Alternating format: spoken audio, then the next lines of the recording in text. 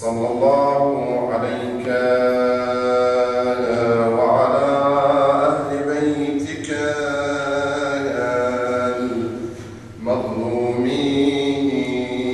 المظلومين صلى الله عليك يا مولاي وابن مولاي يا رحمة الله الواسعة ويا باب نجاة الأمة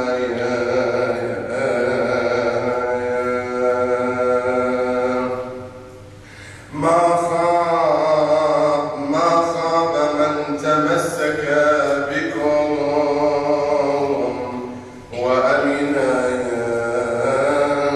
من لجأ إليكم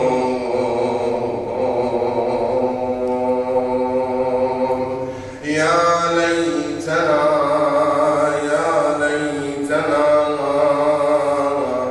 كنا معكم سادتي فنفوز فوزا عظيما. صلوات على محمد وآل محمد.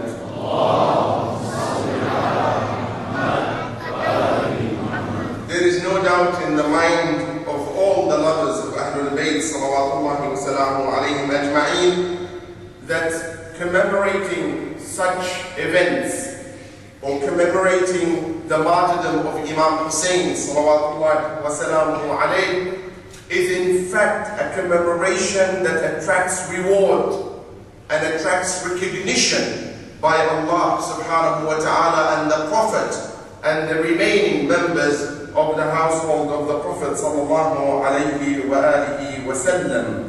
I say that because it has been authenticated and narrated by Imam al-Baqir salawatullahi wa salamuhu alayhi, in which he said, "Man ata al-Husayn shawqan ilayhi." Allahu Akbar. Whoever comes to Imam Hussein out of love and longing for Imam Hussein. حبا من أتى الحسين أو من أتى الحسين شوقا. Whoever comes out of love, out of longing to Hussein, وحبا لرسول الله, and also out of love for Rasulullah sallallahu alayhi wa sallam, وحبا لأمير المؤمنين علي صلوات الله وسلامه عليه, وحبا لفاطمة صلوات الله وسلامه عليه. So whoever comes out of love for Imam Hussein, and out of love for Rasulullah, and out of love for Ali, and out of love for Fatima, أقعده الله. Listen to this hadith, brothers and sisters, so you know your value in attending these majalis for Abi Abdullah Hussein salawatullahi wa salamu alayhi. Imam al-Baqir says, أقعده الله على موائد الجنة. Allah shall make him sit at the tables that are provided for the people of heaven. When will Allah subhanahu wa ta'ala grant you the opportunity to have access to these tables that Allah will provide for those believers in the cause of Hussein? على موائد الجنة يأكل معهم والناس يومئذ في الحساب. While people are being brought to account on the day of judgment, the lovers of Abi Abdullah Hussein, who comes to see him, who comes to commemorate him, out of love for him and his cause, and out of love for his grandfather Rasulullah, and out of love for Ali ibn Abi Talib, and out of love for Fatima, Allah shall grant him access to these tables to eat and drink from, while people are still being brought to account on the day of judgment. Why do I say this? I say this for a reason. Don't think that when Muharram comes and we pour our heart out for you, brothers and sisters, that this is a bashing exercise against anyone. Let me be more clear and more open. When I say that I would prefer, and everyone else would prefer, to see these beautiful faces not only in Muharram, this is not an attack. This is out of love and out of concern to our well-being as Muslims. We are reaching out to you not to bash criticize on the contrary. And may Allah subhanahu wa ta'ala bless the brothers and sisters and bless Facebook sometimes for being able to communicate with one another and to be transparent with one another and to discuss issues of concern for one another. That when we preach for the cause of Hussein and for the cause of Ahlul Bayt and for the cause of Muhammad salawatullahi wa salamu alayhim ajma'een, we preach with the most eloquent and articulate words of wisdom so that we can be inviting and not also turn away people from the beautiful religion of Islam and the cause of Hussein salawatullahi wa salamu alayhi. Allow us, brothers and sisters, to reach out to you, because what comes from the heart surely will reach the heart. And don't think under any circumstance that when we talk, we are talking in order to say or point fingers at one another. No. Let us be as Quran wants us to be. Because the Quran is our GPS for life, if you want to call it this way. It's our guide. Without it, we cannot find salvation. And without Ahlul Bayt to interpret that GPS, we will not also be able to be in a position where we will understand the text of the Quran. And that's why yesterday I spoke at length in as far as the issue of love and guided love and emotions is concerned. Because when we do not train our emotions in the same way we train our minds, the heart may mislead just as much as the mind will mislead. Because sometimes you may love those who should not be loved, and you may hate those who should not be hated. And that's why we need to understand the fluctuation of the heart when it is affected by fallacies and fabrications. When the heart is not trained to accept what is right and to look at someone or a concept from the position in which Allah has endowed you with, that is based on targeted and objective love, that love may be misleading. And you will see today people loving the enemies of Ahlul Bayt in the name of Islam. And that's what we say, that don't allow your heart to love those who don't deserve to be loved.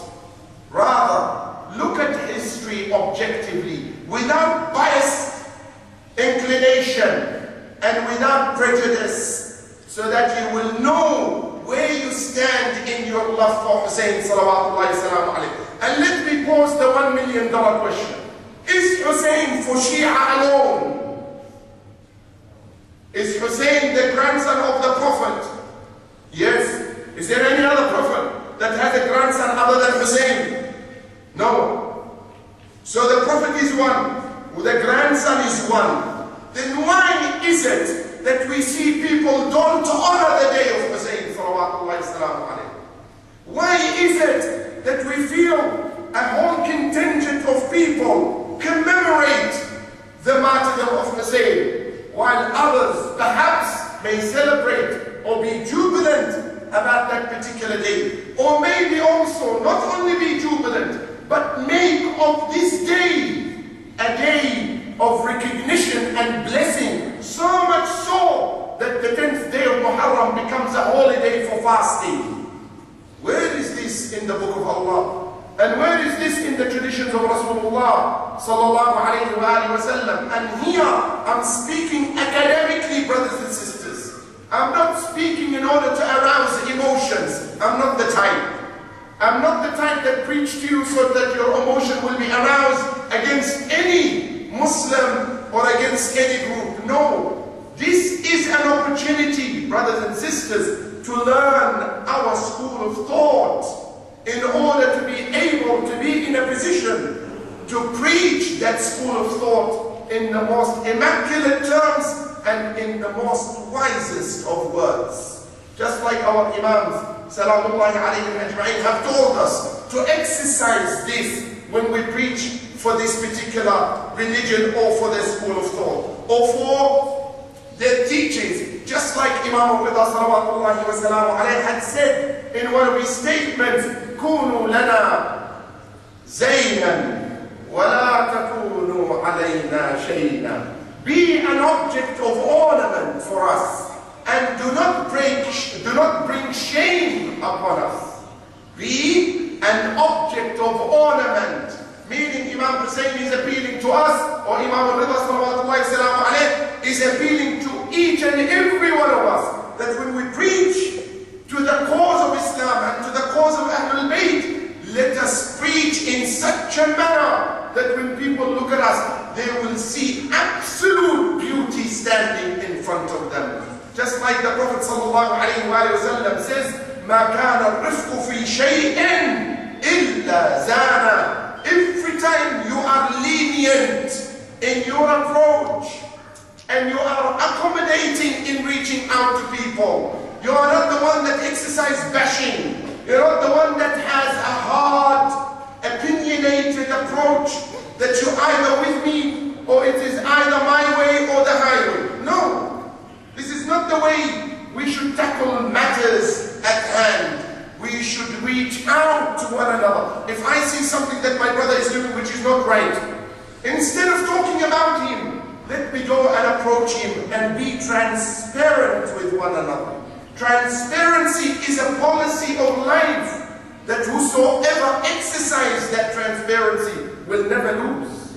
And he will create around him a sense of understanding, and a sense of love, and a sense of appreciation, and a sense of respect, because what you see is what you get.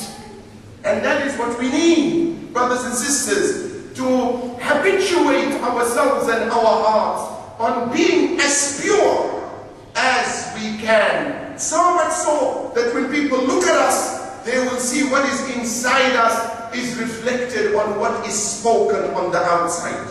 We don't have dual personalities, nor do we have a dual approach when we are discussing matters of concern to our Islam. We don't have an approach in private when we speak about certain issues that we don't want anyone else to hear it. But when we are in public with the rest of the people, then we change our attitude and we change our approach. This is not healthy. Maintain one approach. Whether you are in private or in public, you are one and the same human being as Ahlul Bayt salamullahi alayhi wanted you to be.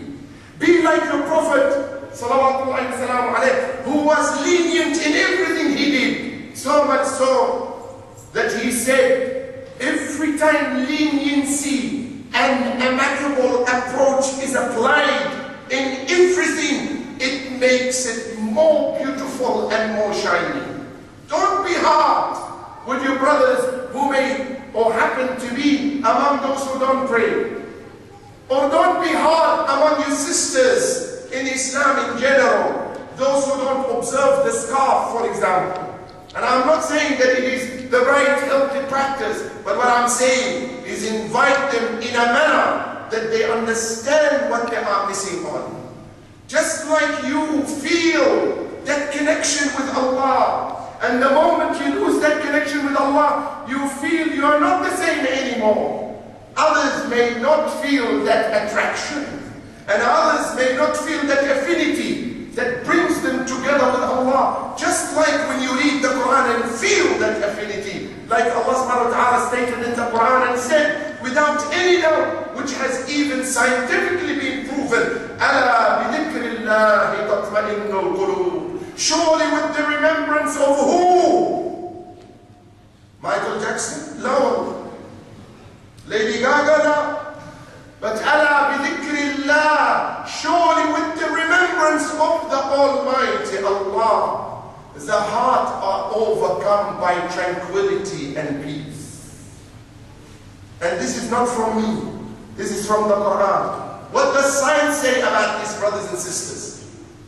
What does science say about reading the Quran or reading something that links you to a power higher than you and me? In one of the studies that was conducted in Deaconess Medical Faculty of Science, 4,000 patients that suffer from heart problems. They were examined against 4,000 heart patients who do not have any affinity with any faith. but they don't have any sort of faith that comes to them. They examined all different groups, the 4,000, that they have an affinity towards a particular faith and an affinity towards no faith whatsoever. What was the conclusion? And who paid these professional doctors in the Decoder's Faculty of Science to come up with these results? The petrodollars that the Saudis have, Saudis don't pay for Allah. Or any other government of the Arab world or the Islamic world, in generally speaking. They don't pay anything for Allah. They may pay for something else, but not for Allah. Right? They will promote their own agenda, but for Allah no one cares to promote it. What did they do? And what was the conclusion? They found that those who read anything that attaches them to God will recover much faster than anyone who has no affinity with God. أَلَا بِذِكْرِ اللَّهِ تَطْمَئِنُّ الْقُلُوبُ. Surely with the remembrance of Allah, the hearts are overwhelmed with tranquility and peace. It is not through any other medium. Whoever tells you that music calms you is telling you a lie. You know why? Tell me something. If music calms you, why when you switch it off you get angry? Does not make sense, does it? It should calm you. But your mother comes and switches your iPod and you go crazy. Mom, what has gone into you? I have HSC to study for and nothing that calms me except so and so. The man, you should be calm. You've been listening for the past 2 hours. Right? Why are you chucking your feet? Why all of a sudden you've lost your tranquility? No. I'm not talking about music today, by the way. And again, it's not a bashing exercise.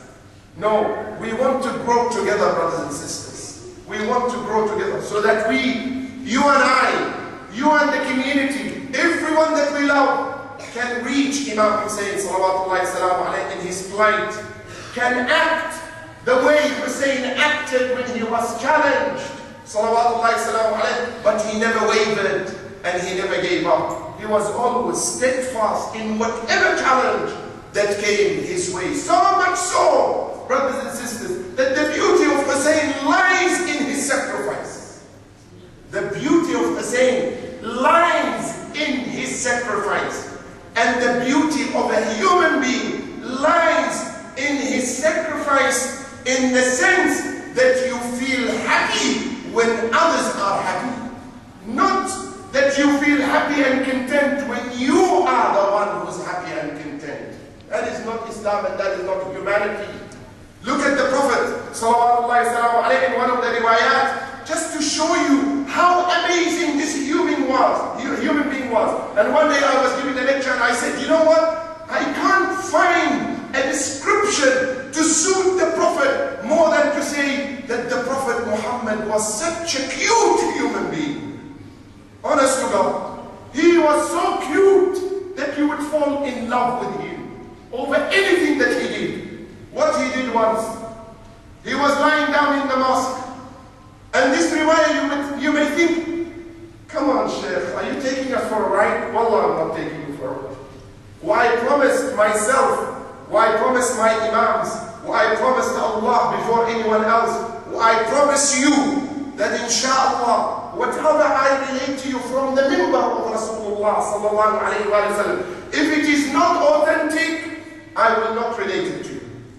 If there is nothing to back it up, I will not say it. I remember none other than His Eminence al-Marhum Sayyid Muhammad Hussain Rahmatullah. I visited him in Sham once. I said, Mawlana, I read Majalis for Imam Hussain in English. Can you advise me with something useful so that I can preach with all honesty to my community? He waited for a minute. Rahmatullah alayhi. Then he looked me in the eye and he said, my son, whenever you want to read a majlis for Imam Hussein, read a majlis which is free from lies and fabrications. You don't need to arouse emotions in people on the basis of lies. No, reach out to them on the basis of who Hussein is. Because the word Hussein itself is enough to make people cry. Salawatullah ala Abi Abdullah Hussein, salawatullahi wa salamu alayhi. And what happened to his household and his family members on the plains of Karbala. Right? Just the name of Hussein. When you visualize what happened in the internalization of your mind and heart, you will come to appreciate and understand what Hussein had sacrificed and what he did. Let's go back to the Prophet and his riwayah. Salawatullahi wa salamu alayhi. He was lying down in the mosque once, and a stray cat came into the mosque. A stray cat. Nice, beautiful, ginger, whatever, color cat came. Lied on the sleeves of the Prophet. She lied, she took a nap on the sleeve of the Prophet. The Prophet woke up, he saw the cat. شو بده يعمل? What does he do? أنت شو بتعمل لو فات ولقيت كات على هلا وقتك؟ This is not the time for you. You will push her aside. The Prophet salawatullahi salamu alayhi started taking the threads from his upper sleeve, thread after thread, until he dislodged the sleeve. He pulled his hand out and left his sleeve so the cat could sleep on it. This is your Prophet salawatullahi salamu. This is the leniency and the heart that he had over animals. Yet his nation could not extend the same mercy, not to a cat, but to his grandson, who's a human being. Salawatullahi salam.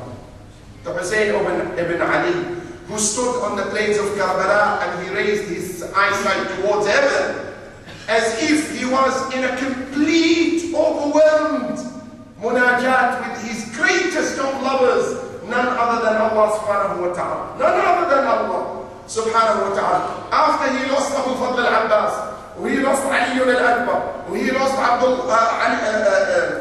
he lost all the companions, he lost every member of his family until the last and the youngest member of his family, which is Abdullah Radiya. When he lost him, or as they call him in the Indian subcontinent and in Asia, they call him Ali Azhar, which is his name is Abdullah Radiya. Abdullah the suckling child. Abdullah the 6-month-old child that Kulthum came and handed him over to Imam Hussein and said to him, fetch some water for him, because his liver cannot take it anymore. He's dying. He is overwhelmed by thirst. But instead of giving him water, they gave him a 3-headed spear that penetrated his tiny neck and made the blood spill over his father's bead and clothes. When this happened to Imam Hussein, what did he do? He laid down Abdullah in his resting place, came back and he moved towards Allah subhanahu wa ta'ala. Look how you can connect with your Creator Allah, brothers and sisters, at times of calamities and at times of problems. Don't bash the wife. Don't bash the missus. Don't bash the mother. Don't bash the mother. The mother that raised you. The mother that looked after you. The mother that gives her heart and soul to you. Over every slightest incident, we show so much ungratefulness to that mother. There is a riwayah that I was reading today, and by Allah, this is the first time I have ever read this riwayah. I have never come across this hadith before, and I hope it's a right hadith or an authentic hadith. Go and verify it. I'm not telling you it is. But the value of this hadith makes it so rational for the human mind to accept it. And the riwayah says what? I will go back to what Imam Hussein said to his Lord. What does this hadith say? The hadith says that for 40 years, Musa was supplicating to Allah to take Fir'aun away. Do you know Fir'aun? Pharaoh, who was in opposition to Musa, just like Yazid was in opposition to Hussein ibn Ali salawatullahi wa salamuhu alayhi. For 40 years he supplicated against Fir'aun, and nothing happened. And this is Musa. This is not Sheikh Jihad praying. This is Musa, salamullah alayhi. Musa, the Prophet of Allah, who is among the 5 most prominent prophets that Allah has chosen as Allah Allah said in Surah Al-Ahzab, وَإِذْ أَخَذْنَا مِنَ النَّبِيِّينَ مِيثَاقَهُمْ وَمِنْكَ وَمِنْ نُوحٍ وَإِبْرَاهِيمَ وَمُوسَى وَعِيسَى ابْنِ مَرْيَمَ. The 5 most prominent prophets that Allah talks about. Musa supplicates to Allah for 40 years to take Fir'aun away. Nothing happened. After 40 years, Fir'aun was annihilated from the face of earth. There was an inquiry made. What happened? Why did it take 40 years for the response to come my way? It was revealed to Musa that Fir'aun had a mother which he was so kind to. Listen to these, brothers and sisters.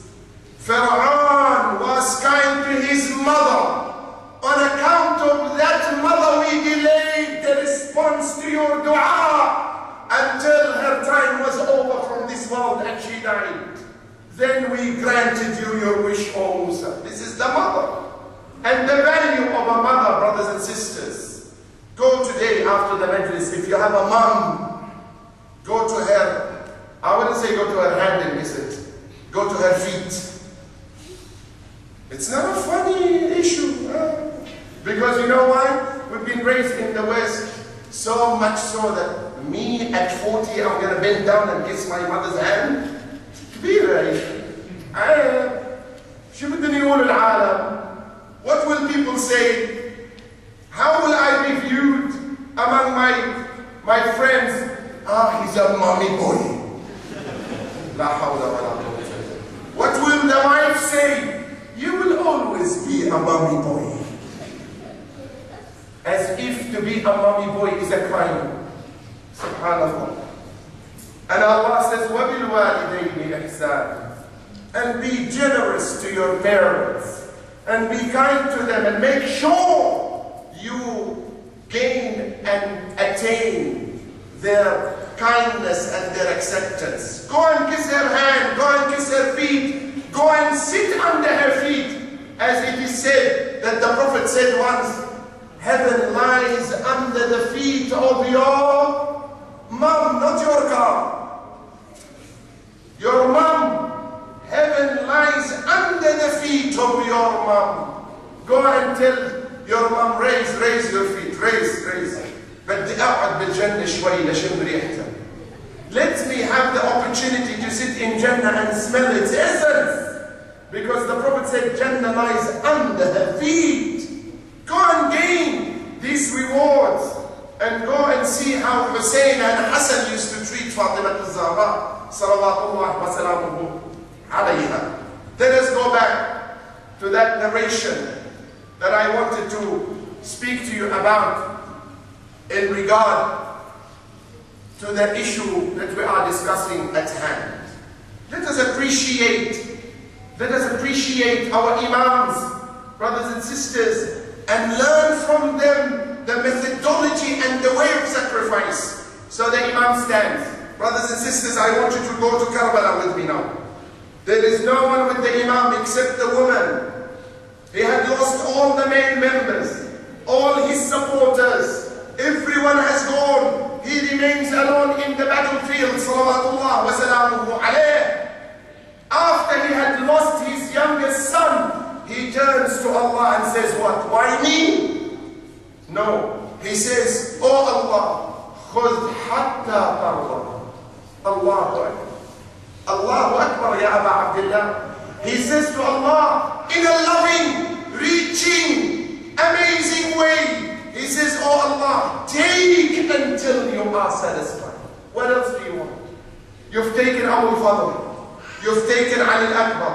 You've taken Ali al-Asghar. You've taken 17 other members of my family. My women folk will soon be taken as captives of war and prisoners of war. Take until you are satisfied. I don't object, because I know the cause of my sacrifice is great, and the cause of my sacrifice is none other than Islam. This is Ashura, and this is Hussein ibn Ali, salawatullah wa salamuhu alayh, who calls on us always to look at matters from the perspective of what preserves and keeps Islam in place. Not me. I am simply a mortal human being. I will come and then I will go, but Islam will remain. And it is so logical and rational, brothers and sisters, that when we look at things from the perspective of their value system, we must look at things that remain eternal, not the ones that disappear and go and are erased and annihilated from the memory of people, right?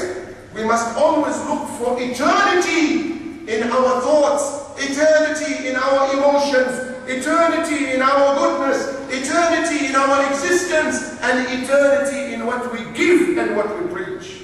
And the only way you can become eternal is if you make Islam your objective, aim, and goal in life. Because your eternity comes with the remaining breath that you breathe inside the life of this faith that is called Islam. And without it, there is no recognition for us on earth, brothers and sisters. No recognition. Allah subhanahu wa ta'ala tells us that in the Quran in the most emphatic terms.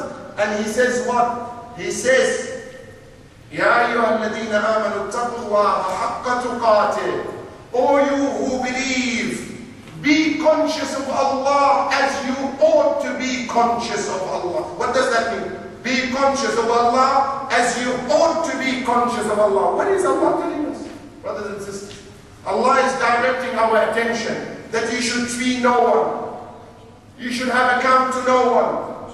You should be bothered by no one, except that you should be connected with Allah subhanahu wa ta'ala and be conscious whenever you do or say or act in a particular way or in a particular manner. God should be your ultimate conscious that you are answerable to. And that's why Allah says, ittaqullaha haqqa tuqatih. Yani, be conscious of Allah as you should be conscious of Allah. Because Allah can see everything, can hear everything, can know everything. So if you really know that, then you will truly be conscious of that reality.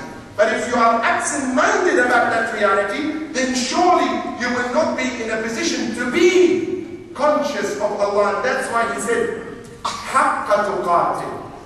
By truancy, by the most fitting way to be true to the consciousness of Allah. Sallu ala Muhammad wa ali Muhammad.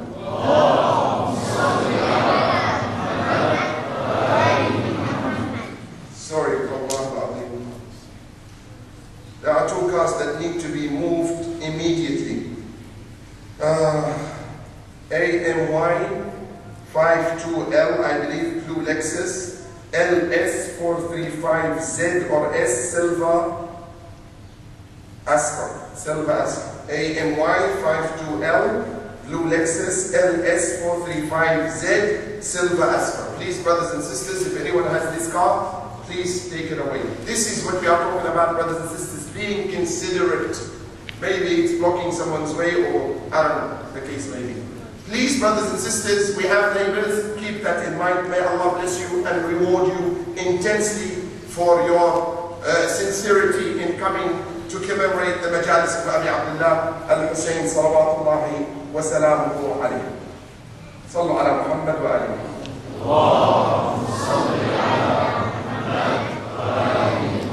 What we were saying is that we must always engage Allah in everything that we do. Allah said, Ya ayyuhalladhina amanu taqullaha haqqa tuqatih. O you who believe, be conscious or remain conscious of Allah as He or you ought to remain conscious of Allah. And then what? Okay, we are conscious of Allah. We do everything within the parameters of what Allah allows us to do. Look how Allah concludes the ayah, brothers and sisters, which is amazing. Remain conscious of Allah, be dutiful to Allah, and do not die except in a state of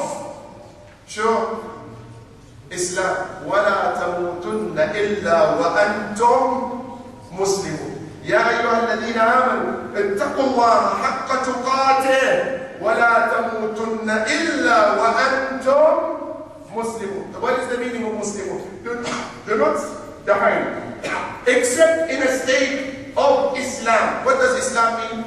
Islam means to be a true submitter to the will of Allah subhanahu wa ta'ala, not to my will, not to my desires, not to my temptations. Because let me ask you this thing. Every desire and temptation that I have, is it eternal or mortal? It's mortal. Whatever I gain in this life, the enjoyment out of this moment of joy, is it going to be eternal or is it going to be momentarily? It is going to be momentarily, right? So why do we work all our life to gain things that are of temporal enjoyment when we can have ultimate and immortal enjoyment? And the only way you can gain that immortal enjoyment is when you attach yourself to something that is eternal in nature, that does not go, does not fade, does not erase, and there is no one but Allah subhanahu wa ta'ala. This is the real enjoyment. When you attach yourself to eternity so that you preserve your existence in this life and you preserve your existence in the hereafter, brothers and sisters. Because we don't come into this world for the sake of remaining in this world. What is the meaning of this world? If you look at the world around you, you will see no justice. You will see no real happiness. You will see no real sense of equity among people. If you look around you, you see the very rich, the very poor, right? The very healthy, the very sick. So where is the justice in this world? Right? Is this what we want to work for in order to remain in this world under so much injustice? No. Then there must be something that awaits you, which is of an eternal nature. And that eternal nature is not in this world. That eternal nature is in the hereafter. Look at Imam Hussein sallallahu alayhi wa sallam, when he uses or borrows 2 verses of poetry from someone who was a poet, who said these 2 verses of poetry, and they came to the mind of Imam Hussein sallallahu alayhi wa sallam on the plains of Karbala, in order to always engage himself and engage us as well in the remembrance of Allah. He says, Ya layta alladhi bayni wa baynaka aamiru. Allahu Akbar. If only, oh Allah, what is between me and you is always firmly established and connected. Imagine if you have that direct connection with Allah subhanahu wa ta'ala, and you are able to maintain that connectivity with Allah subhanahu wa ta'ala, because what is the worth of a human being if he gets disconnected from Allah subhanahu wa ta'ala? It's just like having the best looking chandelier in the world, but there is no electricity that comes to it. What's the use of it? Huh? What's the use of it? You say, I have purchased the most expensive chandelier in the world. Sister, show us. Sorry, Allah, the electricity is not working today. So what's the use? What's the use? You are a chandelier in your own right, but you can only light up if you connect with Allah subhanahu wa ta'ala. You can only feel your worth if you are able to inculcate the attributes of Allah within your setup. Just like your beloved Prophet Muhammad sallallahu alayhi wa alihi wa sallam. شو ما في صلوات على محمد وآل محمد؟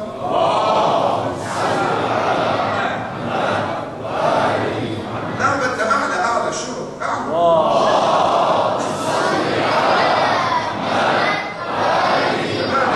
على حب الحسن والحسين.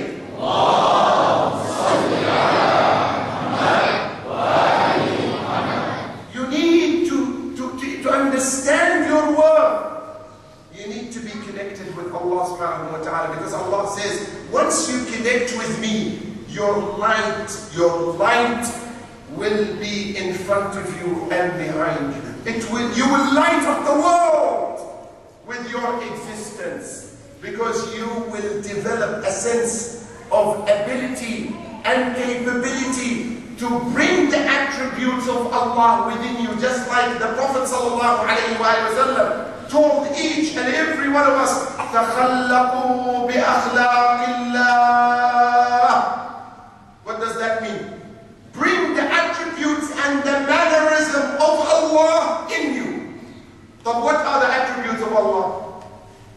generosity, kindness, mercy, love, extra ability of wisdom, prudence, firmness when it comes to the question of your faith. Your Imam salawatullahi salam alayhi, Imam Ali said what? Imam Ali said what? He said, I shall never foster compromise on account of weakening my faith. This is firmness. Qawi. Allah is qawi, strong. Be strong when it comes to your faith. Be strong when it comes to your character. Don't compromise because others are compromising. No. Don't use language that is not part and parcel of our Islamic terminology. Why? Because Tom, Dick and Harry, they use this language. So what is the big deal if Tom, Dick and Harry uses such language? I don't want to use the same phrases. I don't want to use the same abbreviation on Facebook. And sometimes do you know what this means? When you abbreviate LM, I don't want to go. Do you know what you're abbreviating? He says, no, Sheikh, well, I heard it from someone. Have you heard it from someone? Then verify it first. Verify what you are saying. Just like someone else, Sheikh, you are so cute. LM. لا حول ولا قوة إلا بالله. صلوا على محمد وعلى محمد. خلاص خليك be cutie. Don't go beyond that. We're still safe. We are still safe. Don't borrow terminology that does not befit you as a human being, that does not reflect the personality of who you are as a representative of Hussein ibn Ali salawatullah wa salamuhu alayhi. Rather, be like Al-Qasim, be like Ali al-Akbar, because in Karbala and the school of Karbala, we had examples of all ages. If we look at the example of the youngsters, such as that of Al-Qasim, son of Hassan, salamullah alayh, who was about 9, 10 years old. He was walking with his uncle, Imam Hussein. This is authentic. This is an authentic riwayah. Imam Hussein is having a conversation with his nephew, not over Halo. ما كان عندنا Halo, الحمد لله رب العالمين. وما كان عندهم Call for Duty. وما كان, they didn't have la Wii, la Sony station, nothing. Thank God. So he's asking his nephew, يا قاسم, يا حبيبي, يا ابن الحسن, يا ابن أخي, كيف ترى الموت? الله أكبر. What a question. How do you analyze in your own tiny but very logical mind? Because he's 9 years old, but he had a mind of a very mature human being. How do you analyze and what is your view on death? Imagine if a father is having a conversation with his 9-year-old boy and the wife is sitting next to him and he's telling him, Habibi, should I have been more? See, World War III will happen at home. Right? World War III will happen at home between the wife and the husband. Right? They will forget the child and they will have a go at one another. Imam Hussein is educating us. Imam Hussein is preparing us. Salawatullah wa salam alayhi. Habibi Qasim, how do you see death? Look at the answer. Fika ya Amma, for your sake, for the sake of Allah, for the sake of Islam, is sweeter than honey. Sweeter than honey. Al-Qasim says, my life, my death, my existence, for the sake of Allah, is sweeter than honey. Ali al-Akbar asked his dad, now the mature age, the 18-20 bracket. We were talking about the 8-10 bracket. Now we go and move to the adolescence age, the 18-25 bracket. Ali al-Akbar, he asks his dad, Imam Hussein, he says, Ya Aba Abdullah, Ya Abati, alasna ala al-haq. Are we not fighting for the truth? Are we not the personification of the truth? Are we not the incarnation of the truth? Are we not the representation of the truth?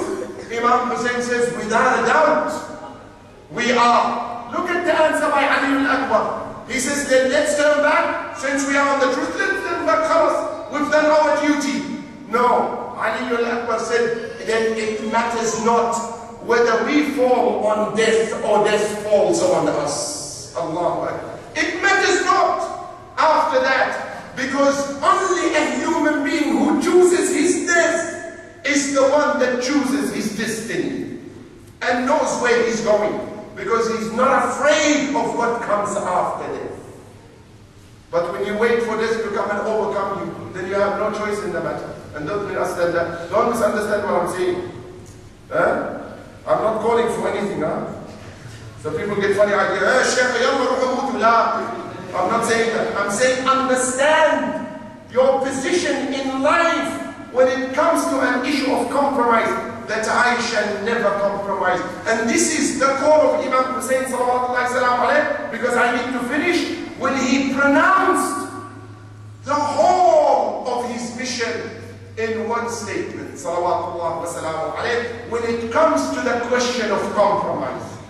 Do we compromise? No. We learn from the school of ibadah, the school of pride, the school of never giving away what you believe in principle as a Muslim, even if the whole world turned against you.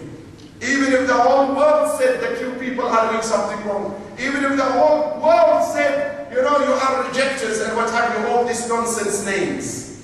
All these nonsense names. Yeah, you know what? I'm proud to be a rejecter. On one sense, I'm proud to be a rejecter, that I reject falsehood.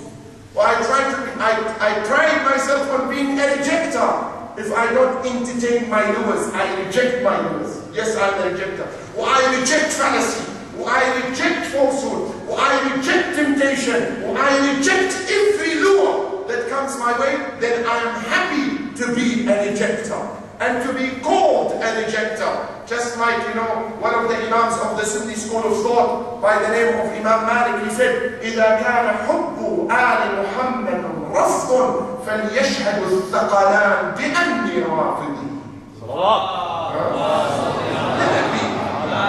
If the love of Muhammad wa Al Muhammad means that I'm a rejecter, then let both worlds, from men and jinn and angels, testify before Allah that I am the first rejecter in the world. Subhanallah. Because if I want to link myself with Ahlul Bayt, surely then I must reject every other falsehood that is around me. Then I become a true believer in Allah and the message of Allah subhanahu wa ta'ala. Let us sum up what Imam Hussein said salawatullahi salamu alayhi, and move to the Majlis and see what had happened to Imam Hussein on the plains of Karbala. He says, ألا إن الدعي ابن الدعي قد ركز بين السلة والذلة وهيهات هيهات من الذلة. What did Imam Hussein say? He said, the legitimate son of a legitimate has given me two options. Either the unsheathing of the sword, yani to go to battle, or to accept humiliation. And by Allah, I shall never surrender to humiliation. This is an amazing statement. This is the dignity of humanity that is represented in the personality of Imam Hussein. I shall never compromise on my faith and accept humiliation. I shall never take my hijab and accept what others are dictating for me. I shall never give up on my principle of truth and say that I can only fit in the group if I lie. I shall never give up on my salah so that I can fit in this group or that group. No, hayhat min al-dhillah. Surely I will never accept humiliation. That is what Imam Hussein wants you to say, brothers and sisters, and to believe wholeheartedly that when you are being challenged, say hayhat min al-dhillah. Hayhat min al-dhillah is not only on the battlefield.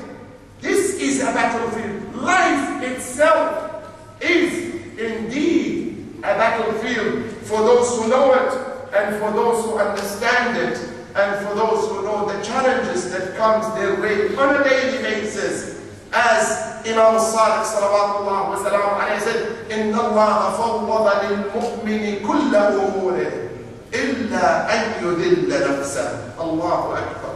Look at Imam al-Baqir. He said, God has given authority to a believer in him all of his matters. Yani he's given him authority to do anything to do. He wants to do with his life, except one thing. He does not allow him to do. Nor does he give him permission to do it, nor does he authorizes him to do it. What is it? It's to bring shame and humiliation on himself or herself. This is something that Allah does not accept. And this is something that we should never tolerate or accept. Right? We should never tolerate or accept. Sallallahu alayka ya Rasul Allah. Wa ala ahli baytika ya al-mazlumin. Sallallahu alayka ya Mawlai wa ibna Mawlai ya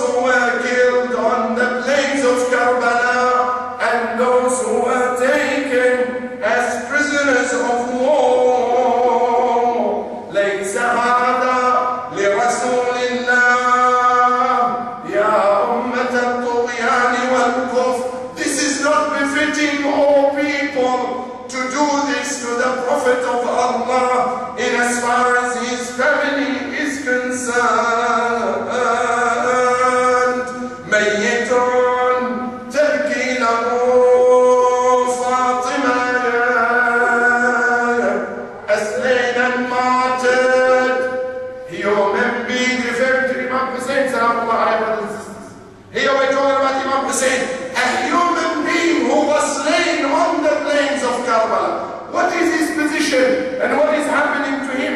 Mayyitun. He is dead, but who is crying for him, brothers and sisters? I want you to shed your tears today for Imam Hussein. Who is crying for Imam Hussein, as the poetry says? Mayyitun tabki lahu Fatimatun. He's a dead person, martyred, whom Fatima cries over him. Wa abuha.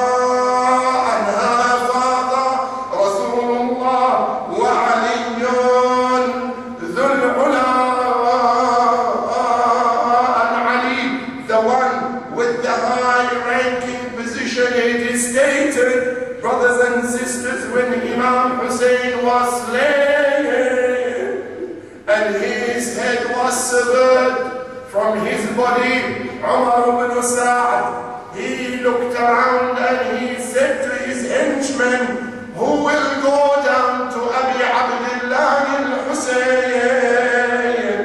and will trample his body with the hooves of their horses? Can you imagine? He's a dead human being who just been martyred on the plains of Karbala. They did not have enough of Imam Hussein sallallahu alayhi. They wanted more from his body because he was never the body that was willing to compromise. So what happened, brothers and sisters? Umar ibn Sa'd, the head of the army, turned towards his henchmen and he said, I have not had enough from the killing of Hussein. Who among you will go and run over the body of Hussein salamullah alayhi? Not one, brothers and sisters, not two, not three, 10 horsemen. 10 horsemen went down and changed the hooves of their horses, and they placed new horseshoes on the hooves of their horses, and they went to the body of Imam Hussein and they began to trample his body and move him over the body more than once in order to crush the body of Imam Hussein, the body for which used to lie on the chest of Rasulullah sallallahu alayhi wa sallam, and his lips used to be kissed by Rasulullah, and his throat used to be always kissed by Rasulullah sallallahu alayhi wa sallam. Inna lillahi wa inna